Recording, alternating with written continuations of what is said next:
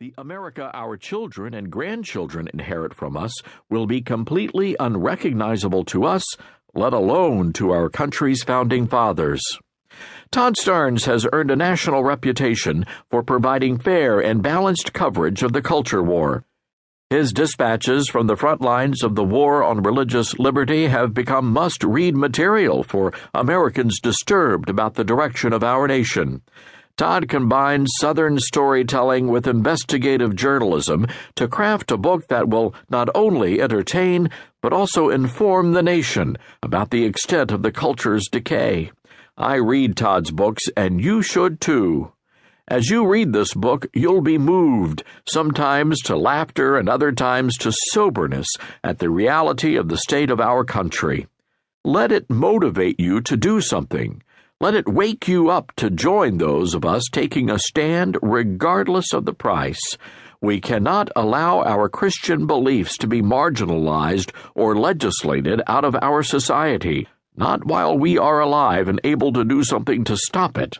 It's time for us to rally together and determine, not on our watch. Mike Huckabee. Mike Huckabee, former Arkansas governor and former Republican presidential nominee, is the host of Huckabee, which airs on Fox News Channel. He is the author of 9 books, including the New York Times bestsellers A Simple Government, Do the Right Thing, A Simple Christmas, and Can't Wait Till Christmas.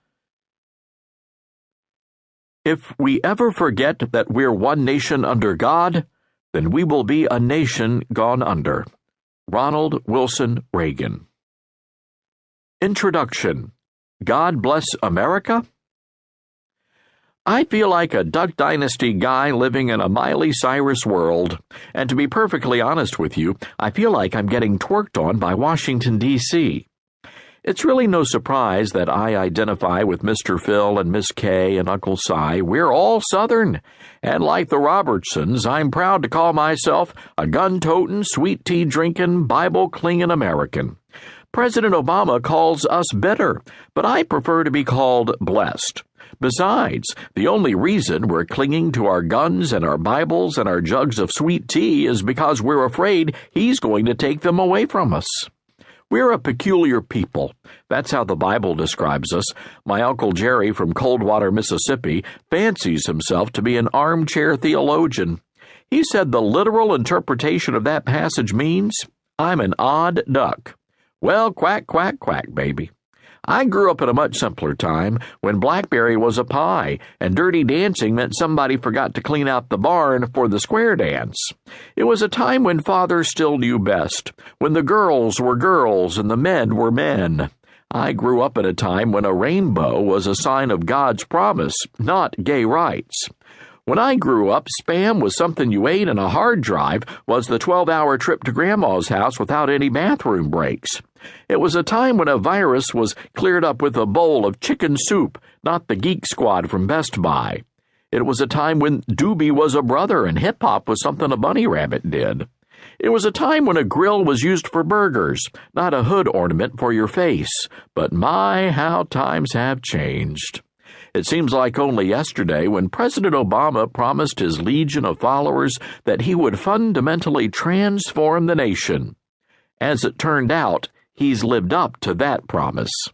It wasn't too long after his election that the president distanced himself from the Judeo-Christian foundation of our nation.